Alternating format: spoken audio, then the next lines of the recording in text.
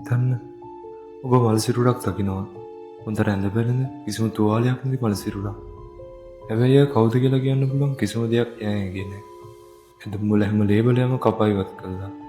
මේක පොලිස් කතාවක් නෙමෙයි.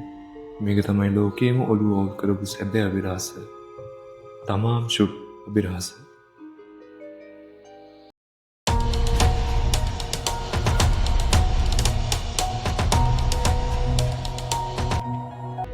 මේක සිද්ධ වුණේ ඕස්ට්‍රේලියාවේ.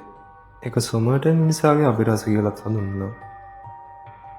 ඒ 1948 අවුරුද්දේ දෙසැම්බර් 1 වෙනිදා ඕස්ට්‍රේලියාවේ ඇඩිලේඩ් කියන නගරයේ සොමර්ටන් කියන ලස්සන වෙරළේ මිනිස්සුන්ට මල්සිරුරක් හම්බ වෙනවා.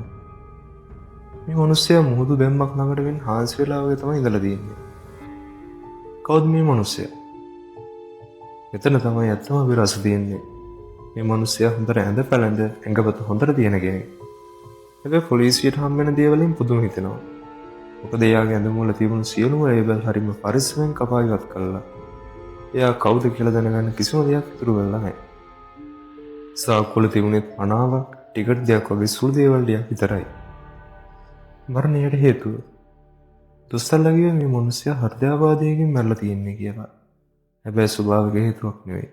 ඔයාගෙන පරි දරුණු විෂක් තියලා තියෙනවා කියලා වෙන්න පුළුවන් කියලා සැකකරලා. කතාවේ අමුතුම හරිය එන්නේ මෙතනදී.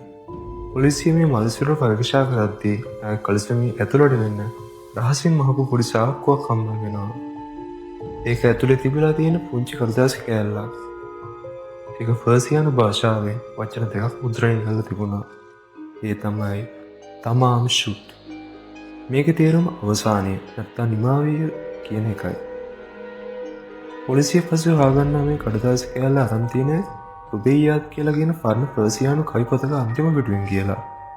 ඊට වඩා පුදුම හිතෙන කාරණේ තමයි මේ පොතේ පිටු කවරේ අතින් ලියපු දුර්ගතන අංකයක් සහ කිසිසේත්ම විසඳගන්න බැරි රහස් කේසක් තිබිලා තියෙනවා.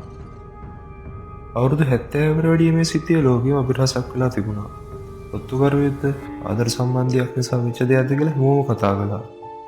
මේ 2022 දී DNA තාක්ෂණයේ මේ මිනිසයා මෙල්බර්න් වල හිටපු කාල් චාල්ස් ස්වේප් කියන ඉංජිනේරුවා කියලා හඳුන්වා ගත්තා.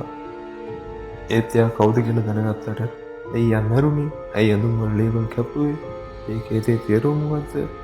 කියන ප්‍රශ්න වල තාමත් උත්තර හම්බෙලා නැහැ.